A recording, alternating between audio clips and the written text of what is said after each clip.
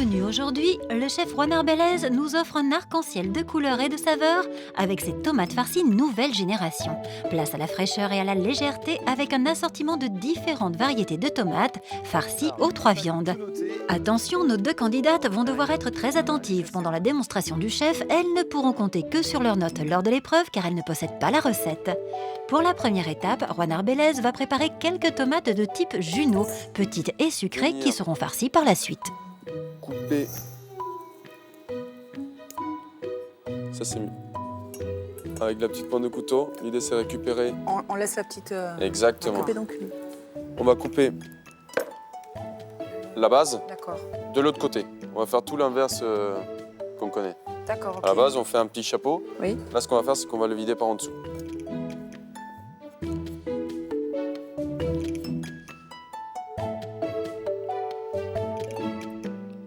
C'est bon, ça.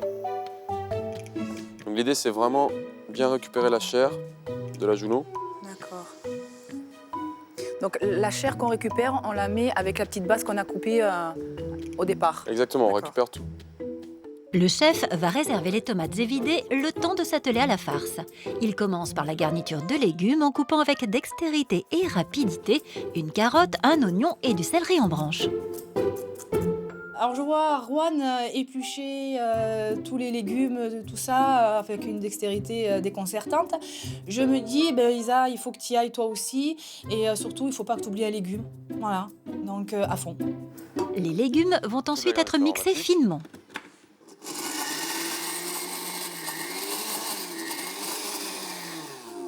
Là, ce qu'on va faire, c'est qu'on va mettre...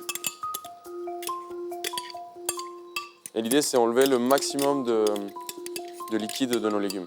Là, on ne met pas de matière grasse donc. Hein. Si, on va mettre un petit filet d'huile d'olive. L'huile d'olive. Voilà. Là, on va prendre une grande casserole. Sur une grande casserole, les lardons qu'on va commencer à faire fondre et griller. Pendant que lardons et légumes vont doucement fondre sur le feu, Juan Arbelez taille quelques tomates séchées en brunoise.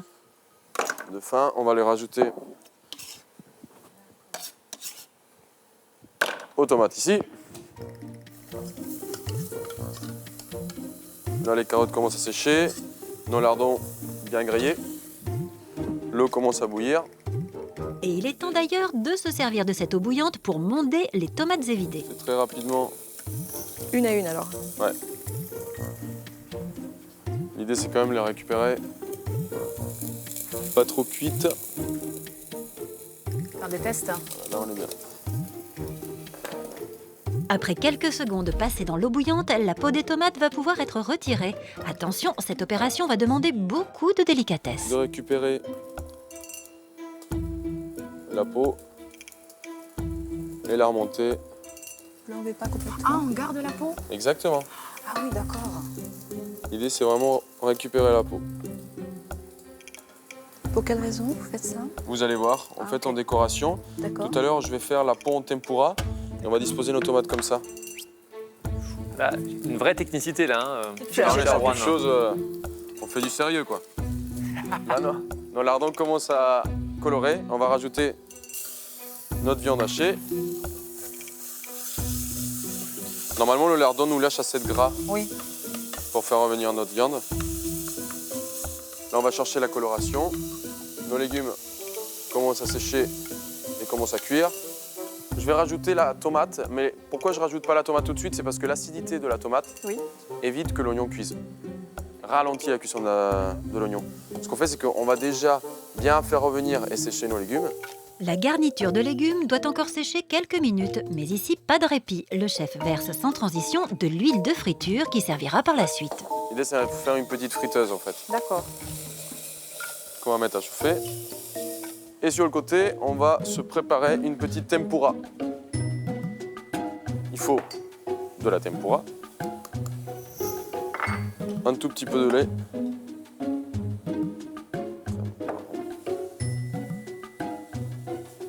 une petite pointe de bière. En fait, la bière déjà va apporter du goût. Et en plus, le fait qu'elle soit gazeuse, le contact avec l'huile va créer des bulles et va nous faire une tempura bien bombée. C'est très légère. À quantité Exactement. équivalente à peu près, la tempura, la bière et le Il lait. faut rajouter petit à petit, il ne faut jamais aller trop. trop vite, hein. L'idée, c'est de chercher la texture. Quelque chose qui nappe, Un peu comme mais qui ne soit pas trop épais. une crème fraîche liquide. Ouais, exactement, comme une petite crème liquide. Je sais que la tempura est une forme de beignet, donc c'est pas plus compliqué qu'un beignet. La réalisation de la recette est la même. Il est temps maintenant pour le chef d'ajouter à sa garniture de légumes la pulpe des tomates ainsi que la brunoise de tomates séchées. On n'assaisonne Voilà, toujours pas. Non, on va assaisonner juste à la fin parce que le lardon est salé déjà. D'accord, ouais. D'accord. En attendant que l'eau des tomates continue un peu à s'évaporer, le chef en profite pour parfumer sa farce en y ajoutant quelques zestes de citron jaune. Un petit peu en julienne. Vous voulez comme pas ça. qu'on gratte? Ah d'accord, en julienne. Vous Ok. pouvez faire des zestes. Moi, j'aime bien quand même tomber sur, C'est de la texture Des après petits dedans. morceaux. sur des morceaux. Ouais, j'adore quand on tombe sur le zeste de citron jaune, c'est très parfumé.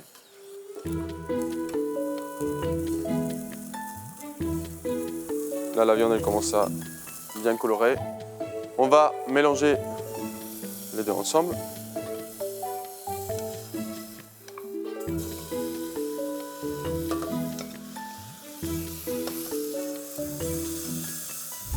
Là, La farce va mijoter, le temps pour le chef de reprendre le méticuleux effeuillage des tomates mondées. l'idée, c'est vraiment pas aller jusqu'au bout D'accord. et garder quand même. Jusqu'à la base. Voilà. C'est jusque là. En fait, tout à l'heure, on va les farcir, vous allez voir, c'est très beau. Moi, j'en ai fait 6, je vais pas dresser les 6. Oui. Mais c'est un conseil, vous voyez, Si là, jamais par il y en exemple, il y a a une qui a une, pété, exactement. Et D'accord. comme ça, vous en avez quelques-uns au cas où. D'accord. Pour parfumer sa viande, le chef ajoute un peu de vermouth et si chaque ingrédient compte sous l'apparente facilité, les étapes se multiplient et le chef Arbelaise a encore plus d'une tomate dans son chapeau. Green zebra. Oui. Tomate ananas. Noir de Crimée. Et on a quelques petites cerises de couleur. De belles couleurs. Ça, en fait, c'est pour apporter le côté frais, côté un peu plus végétal à l'assiette et très, très, très couleur. Ça va être un peu... Esthétique. Pour égayer. Exactement. Toutes les tomates qui sont présentées sur le plan de travail, je les connais. Soit je les ai déjà mangées, soit je les ai fait pousser dans mon jardin, dans mon potager. Pour la green zebra, au goût acidulé, le chef choisit une taille en carpaccio. Pour la tomate ananas très fruitée, ce sera de gros cubes. Et pour finir sur une note bien sucrée, le chef opte pour un autre carpaccio de noir de Je Crimée. les étale comme ça parce qu'on va les assaisonner, juste derrière. Tomates cerises, on peut les couper en 2 ou en 4. Voilà. Quelques petites tomates, voilà. Et tant qu'il est dans la découpe, Juan Arbelaise enchaîne avec des petits dés de noix de veau qu'il ajoutera à sa farce afin d'y apporter plus de texture. Et juste derrière, Ah, là, si on n'y laisse pas un doigt. Moi j'ai donné, personnellement. l'idée c'est d'avoir un peu... Un tour de moulin à poivre et une petite dégustation plus tard, le chef est prêt à farcir ses tomates mondées et évidées. Elle va pas s'échapper la farce. Non, vous allez voir, je vais la faire légèrement tempura et quand on va la disposer dans l'huile, en fait c'est la première chose que je vais poser. Comme ça, ça va croûter. D'accord. Ça empêche après la farce de s'échapper. Exactement. Voilà. Donc là, on en a 3. C'est ce que je cherchais. C'est pour ça, vous préparez 4-5. Ok. Donc là, ce qu'on va chercher, c'est à plonger la tomate, Entièrement. À mi-hauteur. mi-hauteur. Ah, d'accord. Et on va venir... Ouh là là là Là, là. la peau va pas se détacher. Ça, c'est dangereux, ça. Ah, il faut être bon, quoi, je pense. Hein. Ah, ouais. Après, vous pouvez la lâcher. Hein. Ah, d'accord. Voilà. Ah oui, vraiment 2 secondes. Ouais, super, hein. Original. Oui, c'est vraiment quelques secondes, en fait. Voilà. Et là, on a quand même quelque chose de magique. Là, ça Ah, c'est génial. à la maison, on n'a jamais vu quelque chose pareil. Hein. Non, c'est Hein?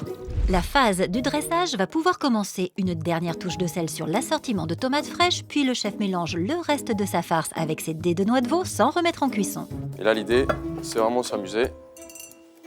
Donc, on va prendre un petit peu de farce.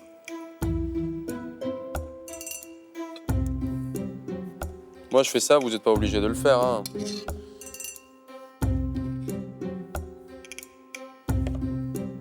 Pardon. Quelques tomates ananas.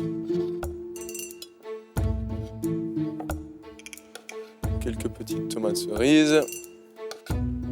La noire de Crimée.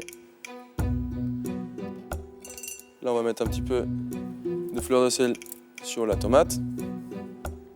Là, aidez-vous à l'aide avec une petite cuillère, histoire que la tempura ne vous lâche pas. D'accord.